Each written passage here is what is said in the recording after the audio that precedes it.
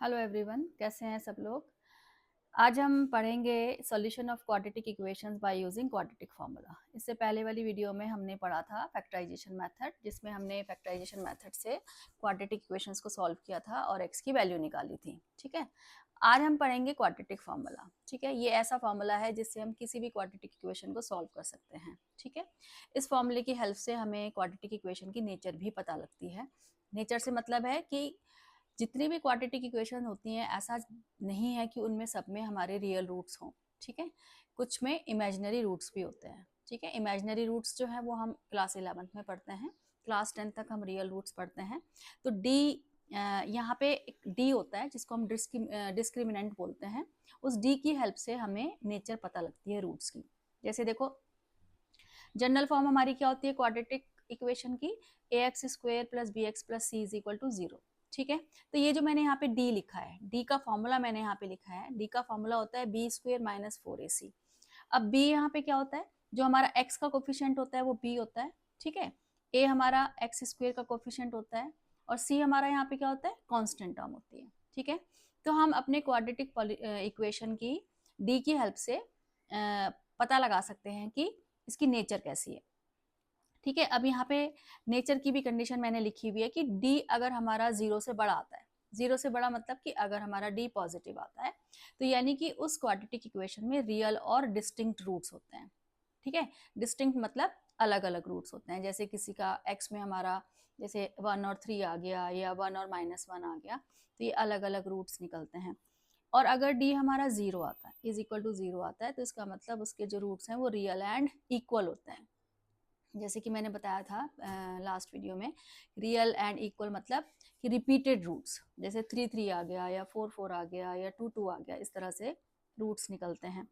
और अगर डी हमारा नेगेटिव आता है, तो उसका मतलब नो रियल रूट्स होता है इसमें। नो रियल रूट्स का मतलब कि उसमें इमेजिनरी रूट्स हैं, जो कि हम क्लास 11th में पढ़ेंगे। तो हम पहले डी की हेल्प से अपनी क्वाड्रेटिक इक्वेशन की नेचर फाइंड कर लेते हैं। और नेचर फाइंड करने के बाद अगर हमारे रूट्स रियल और डिस्टिंक्ट हैं और रियल और इक्वल हैं, तो इन दो केसेस में हम फिर आगे एक्स फाइंड करते हैं। नो रियल रूट्स में हम एक्स फाइंड नहीं करते हैं। ठीक है, नो रियल रूट्स के लिए हम एक्स को छोड़ देंगे नहीं, और आगे हम क्या लिख देंगे, अगर किसी इक्वेशन का आता है कि डी नेगेटिव है, तो हम लिख देंगे फिर नो रियल रूट्स, उसके लिए फिर हम एक्स फाइंड नहीं करेंगे। अब एक्स फाइंड करने के लिए क्या फॉर्मूला होता है हमारा इसमें, x is equal to minus b plus minus root d, d जो हम निकालेंगे ऊपर फॉर्मूले से। ठीक है, रूट डी अपॉन 2a, ये हमारा फॉर्मूला होता है। तो अगर डी हमारा ग्रेटर देन 0 है और इक्वल टू 0 है, इन दो ही केसेस में हम आगे x निकालते हैं। और अगर हमारा d लेस देन 0 है, यानी कि नो रियल रूट्स है, तो हम x उसमें नहीं निकालते हैं। तो d को बोलते हैं हम डिस्क्रिमिनेंट। इसकी हेल्प से हम किसी भी क्वाड्रेटिक इक्वेशन की नेचर को फाइंड कर सकते हैं। ठीक है, तो अब देखो यहाँ पे मैंने एक क्वेश्चन लिखा है, अब थोड़ा सा उससे पता लग जाएगा तुम्हें कि हमने कैसे ये फॉर्मूला यूज करना है और कैसे हमने नेचर फाइंड करनी है। ठीक है, तो देखो यहाँ पे मैंने एक इक्वेशन लिखी है, 9x square plus 7x plus 2। तो अब इसमें a की जो वैल्यू होगी हमारी वो होगी 9, b की वैल्यू जो होगी वो हमारी होगी 7 और c की वैल्यू होगी हमारी यहाँ पे 2। अभी जैसे मैंने तुम्हें बताया था कि एक्स स्क्वेयर का जो कोफिशिएंट होता है वो हमारा a होता है, एक्स का कोफिशिएंट b होता है और कांस्टेंट टर्म c होती है। अगर इनके साथ माइनस के साइन है तो वो साइन भी हम साथ में लेते हैं। तो देखो हम पहले d निकालते हैं इसका, हम नेचर फाइंड कर लेते हैं इसकी कि नेचर कैसी है। तो ये आ गया हमारा 7 का स्क्वेयर माइनस 4ac। ठीक है, तो 49 माइनस ये कितना आ गया हमारा 72 आ गया। ठीक है, तो अब देखो हमारे यहाँ पे डी कितना आ रहा है, नेगेटिव आ रहा है ना, यानी कि 72 में से 49 गया, 12 में से 9 गया, हमारा 3 आ गया और 6 में से 4 गया, 2 आ गया, तो माइनस में आ रहा है यहाँ पे हमारा डी। तो देयरफॉर डी जो है हमारा वो क्या है, लेस देन 0 है। तो हम क्या लिखेंगे यहाँ पे, नो रियल रूट्स। ठीक है, यानी कि हम इसमें अभी एक्स फाइंड नहीं कर सकते हैं। ठीक है, तो इस तरीके से हम नेचर फाइंड कर सकते हैं अपने क्वाड्रेटिक इक्वेशन की। जैसे एक और क्वेश्चन हम यहाँ पे लिखते हैं, क्वेश्चन नंबर 2। क्वेश्चन नंबर 2 है हमारा 3x square minus 2x plus 2 is equal to 0। ठीक है, अब इसमें a हमारा कितना है 3, b हमारा यहाँ पे -2 है और c हमारा यहाँ पे कितना है 2 है। ठीक है, तो अब हम यहाँ पे फिर से d निकालते हैं। d आएगा हमारा b स्क्वायर यानी कि -2 का होल स्क्वायर -4a और ये c, तो ये कितना आ गया हमारा 4 और ये कितना आएगा हमारा 4 3 12 2 24। तो इसमें भी d देखो हमारा क्या आ गया -20। तो इसका मतलब d हमारा क्या है यहाँ पे लेस देन 0। तो यहाँ भी हमारा d लेस देन 0 आ गया। तो इसको भी हम क्या लिखेंगे यहाँ पे नो रियल रूट्स। ठीक है, नो रियल रूट्स आ गए इसके भी। तो अगर नो रियल रूट्स होंगे तो फिर हम आगे x फाइंड नहीं करेंगे। अब देखो एक और क्वेश्चन देखते हैं।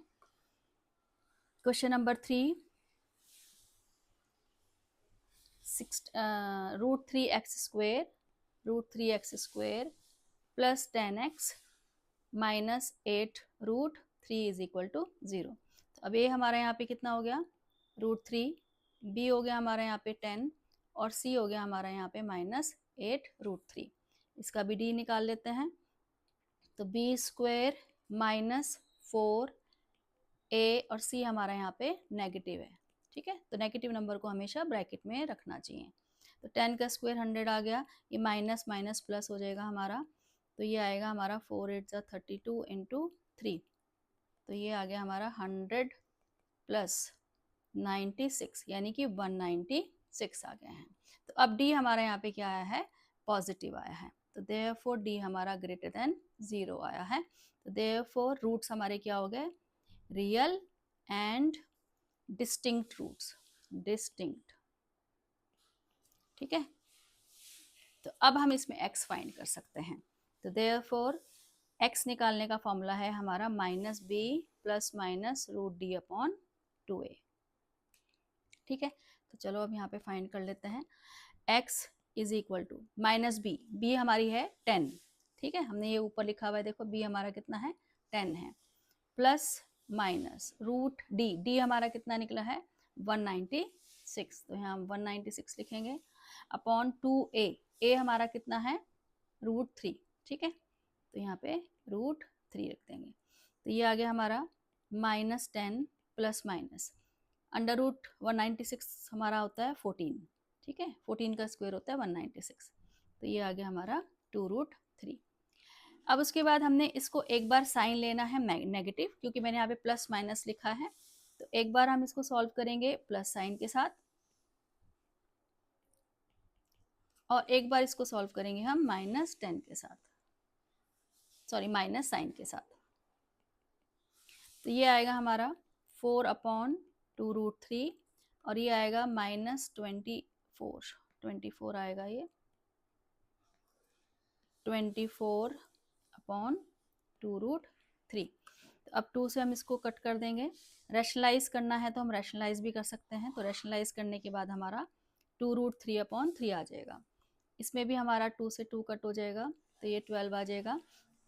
इसको भी अगर हम रैशनलाइज करेंगे तो ये हमारा 4√3 आ जाएगा। अगर रैशनलाइज नहीं करोगे तो -12/√3 आ जाएगा और ये 2/√3 आ जाएगा, पर मैं कहूँगी कि आपको रैशनलाइज करना चाहिए। ठीक है, तो इस तरीके से हम नेचर फाइंड करते हैं। अगर हमारा डी नेगेटिव आता है तो हमारा नो रियल रूट्स हो जाता है, और अगर डी हमारा इक्वल टू 0 आता है या ग्रेटर देन 0 आता है तो उसमें हमारे रियल रूट्स होते हैं, और फिर हम उसको इस फॉर्मूले की हेल्प से एक्स फाइंड कर लेते हैं। इसमें कई बार ऐसा आता है कि सिर्फ नेचर फाइंड करने के लिए ही आती है, और उसके बाद बोलते हैं कि अगर नेचर उसकी रियल रूट्स में है तो आगे रूट्स भी फाइंड करो। इस फॉर्मूले की हेल्प से हम हर क्वाड्रेटिक इक्वेशन को सॉल्व कर सकते हैं, और जो ये अल्फ़ाबेट्स वाली इक्वेशंस होती हैं उनको भी हम इजीली सॉल्व कर सकते हैं। देखो जैसे मैं यहाँ पे तुम्हें करके दिखाती हूँ। ये हमारा क्वेश्चन है, ये क्वेश्चन है हमारा p² x² plus p² minus q² into x minus q²। ठीक है, क्योंकि इसमें मोस्टली बच्चों को प्रॉब्लम आती है। तो देखो अब हमारा a यहाँ पे कितना है p², b हमारा है यहाँ पे p² माइनस q² और c हमारा है यहाँ पे माइनस q²। तो हम इसका d निकाल लेते हैं, b² माइनस 4ac। तो b हमारा है p square minus q square का होल स्क्वेयर माइनस 4a और c हमारा नेगेटिव है तो उसको हम ब्रैकेट में रखेंगे।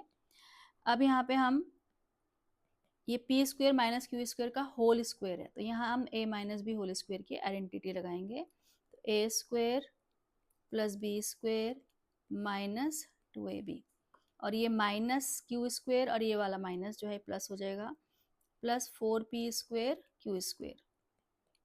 तो ये हमारा आ जाएगा 4p स्क्वेयर क्यू स्क्वेयर में से 2p स्क्वेयर क्यू स्क्वेयर को माइनस करेंगे तो plus 2p square q square आ जाएगा। ठीक है, उसके बाद ये हमारी आइडेंटिटी बन गई। देखो फिर से a square plus b square plus 2ab यानी कि p square plus q square का होल स्क्वेयर। ज़्यादातर d हमारा होल स्क्वेयर में आता है, ज़्यादातर, मैं सब में नहीं बोल रही हूँ पर हाँ ज़्यादातर क्वेश्चंस में d जो है वो हमारा परफेक्ट स्क्वेयर आता है।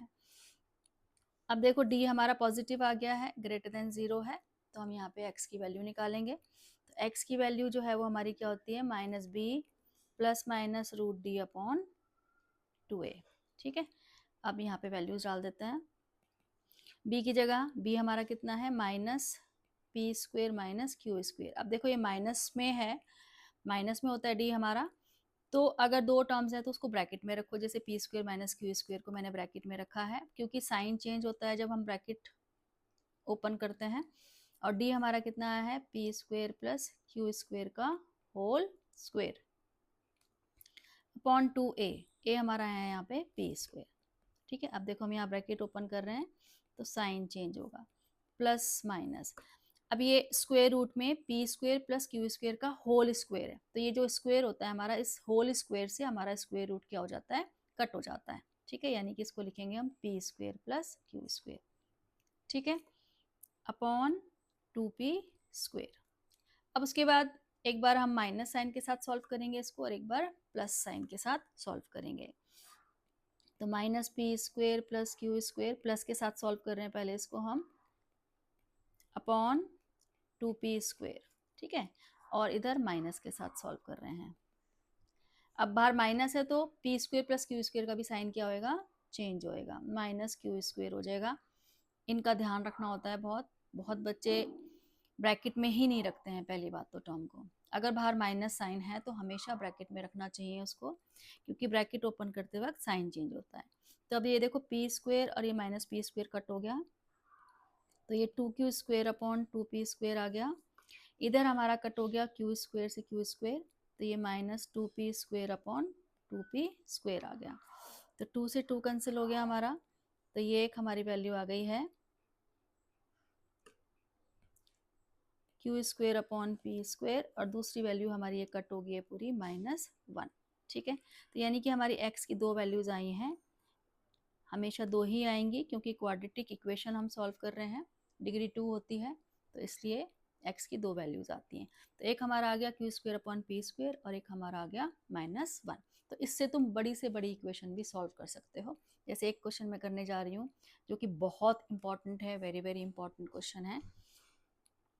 ये है हमारा क्वेश्चन, पेपर में बहुत आता है। 9x square minus 9a plus b into x plus 2a square plus 5ab plus 2b square is equal to 0। ठीक है, तो अब इसमें देखो हम d निकाल लेते हैं इसका।